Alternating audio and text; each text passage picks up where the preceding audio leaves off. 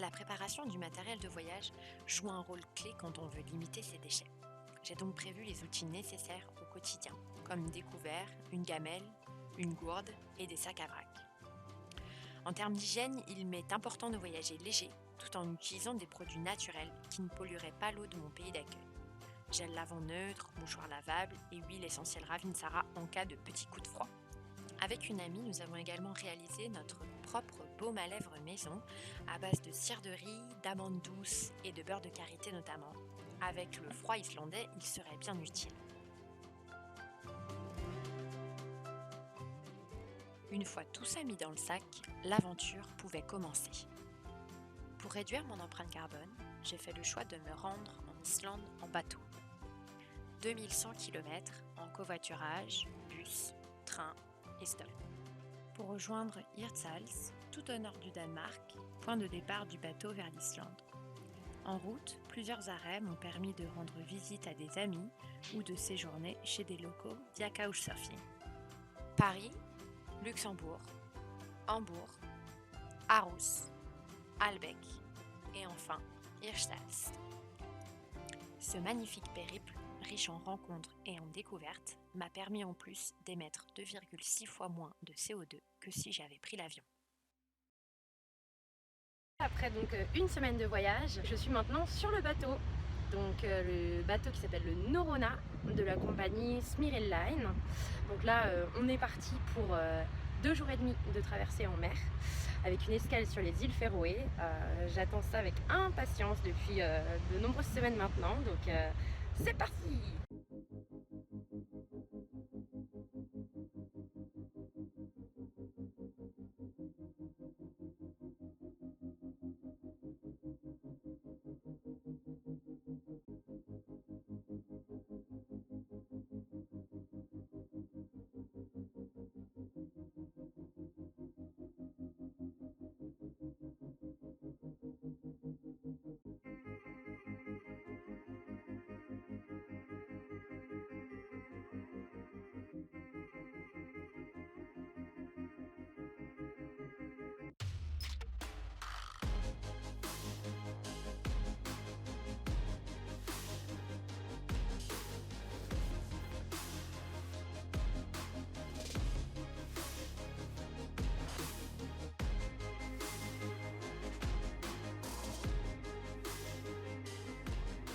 Tel un géant des mers, notre embarcation s'approche tout doucement de la destination finale.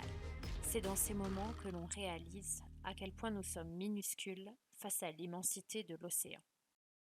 Et voilà, le bateau accoste au port de Seyðisfjörður, mon premier pas sur la terre islandaise. Tout au long de mon voyage, je me suis déplacée en stop.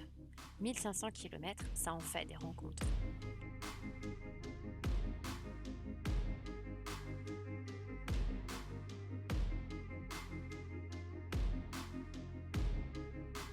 Beaucoup de locaux, quelques voyageurs aussi. Joueurs de foot professionnels, guides équestres, collectionneurs de motos. À chaque voiture qui s'arrêtait, c'était une nouvelle histoire que je découvrais. Un jour, c'est un gros camion qui m'a amené. En prenant de la hauteur, la vue est encore plus belle.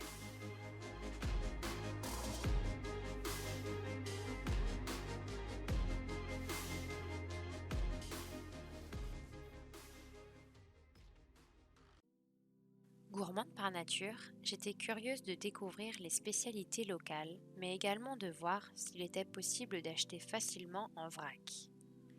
Pas si simple en effet, surtout quand on sait que l'Islande exporte une partie de ses déchets aux Pays-Bas et en Suède, car elle ne peut pas les traiter elle-même. Alors je fais des choix, et je m'en sors pas trop mal. Et puis, avec d'aussi belles vues de pique-nique, le repas ne peut être que bon.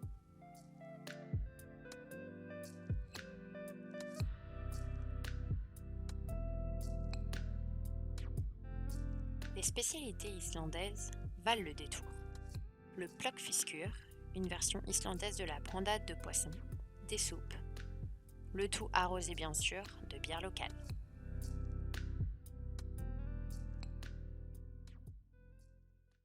Voyager c'est bien, en s'engageant c'est mieux. J'ai donc réalisé un SVI, Service Volontaire International. Il s'agit d'une mission bénévole en compagnie d'une quinzaine d'autres jeunes du monde entier. Chine, Italie, Mexique, Angleterre, Japon et j'en passe.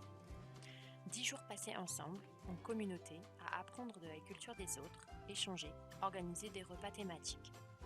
Une soirée mexicaine en Islande, c'est pour le moins atypique. Mais trêve d'amusement, nous avions du boulot. Nos missions, déraciner des lupins, cette plante invasive importée d'Alaska, qui empêche le reste de la biodiversité de se développer.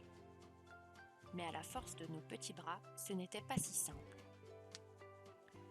Le nettoyage de côte était bien plus enthousiasmant. Et on peut dire qu'il y avait de quoi faire. Voici par exemple le résultat de seulement une matinée de ramassage.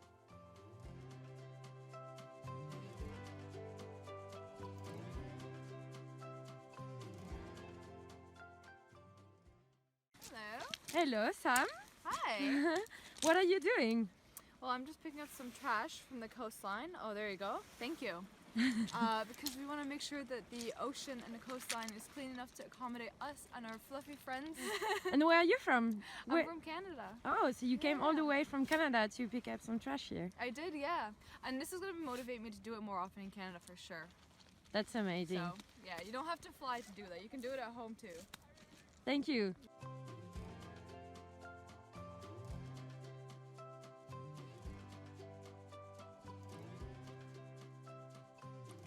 Pour clôturer notre séjour, les bains de Mifatn, une alternative au Blue Lagoon, ont bien récompensé nos efforts.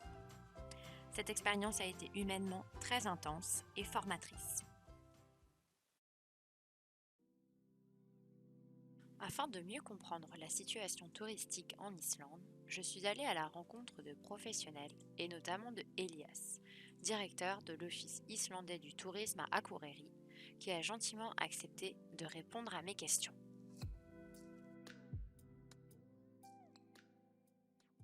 It's a label. It's Okay. an Icelandic label. It's the quality label for the Icelandic tourism industry, created and paid for by the government.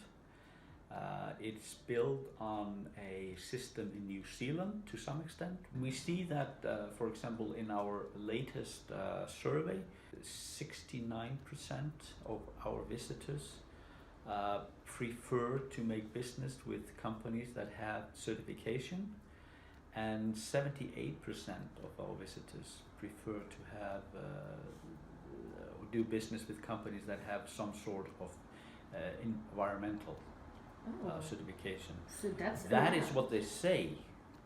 Yeah. Okay. Then another question is what they do. Yeah.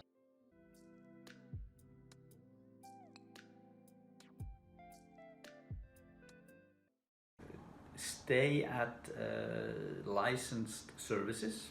You know, don't buy accommodation or rent a car or anything like that from companies or individuals that are not licensed, because that means that they are not contributing to the society. Also, when traveling outside of the Reykjavik area, use the public transportation. Be a responsible traveler. Don't wander outside of the hiking paths or all the roads or anything like that. Our Arctic fauna is so sensitive, and the growing season is so short. So our moss, for example, is so sensitive because the vegetation of the country itself is so young. So sometimes in some places we don't have a lot of soil. So the gray moss is usually the first one to appear there. And it's very soft to walk on, but it's very sensitive. And if you have 10, 15, 20 people walking through the same pathway, you will mark it in the moss forever. So be very sensitive about the vegetation.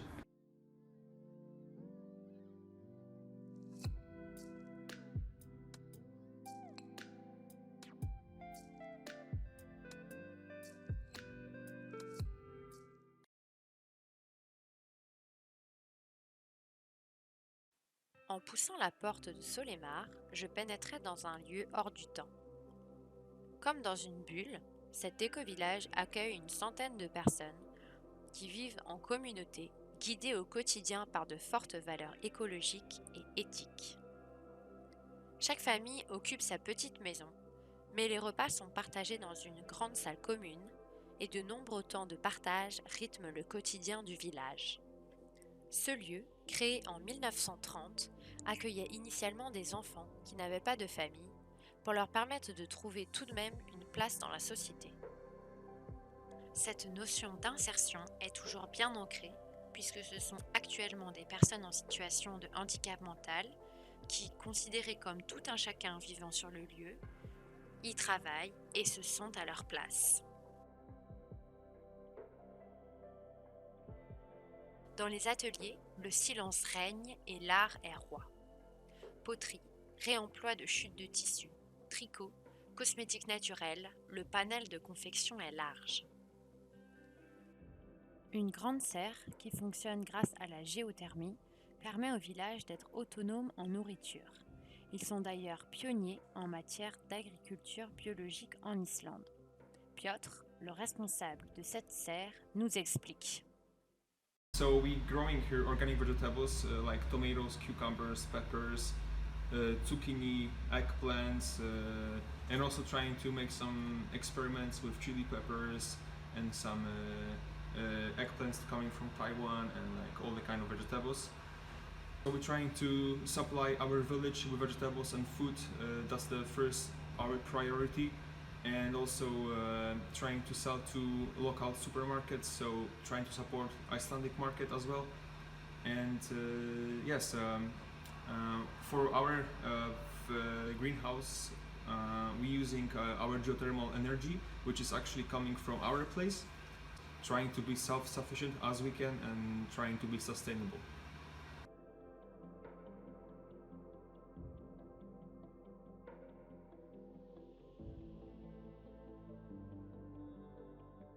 Ce lieu regorge de personnalités simples qui aspirent à une société basée sur la solidarité et l'égalité. Leur but, donner à chacun sa chance et se concentrer sur ses possibilités plutôt que sur ses limites. Riche de ces belles valeurs, je quitte ce lieu avec des étoiles plein les yeux. Après un petit mois de vadrouille, je regagne la civilisation, à Reykjavik, où je retrouve mes amis Tristan et Laura, deux Français expatriés qui sont tombés amoureux de l'Islande. Ils me font découvrir leur ville et son street art qui me fascine. C'est un bonheur de se balader, découvrir les musées et faire du vélo ensemble.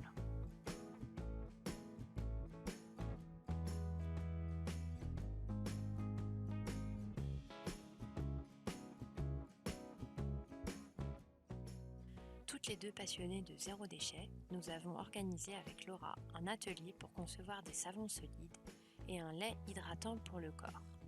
Une belle occasion de faire la connaissance de ses amis tout en partageant nos recettes. Et voilà, mon voyage touche déjà à sa fin. 5 semaines que je ne suis pas prête d'oublier. Ce pays m'a offert des moments suspendus, avec ses paysages bruts, sa nature à la fois si robuste et si fragile. Comme nulle part ailleurs, cette île abrite sur son sol volcans, glaciers, failles et gigantesques chutes d'eau. Des rencontres inattendues,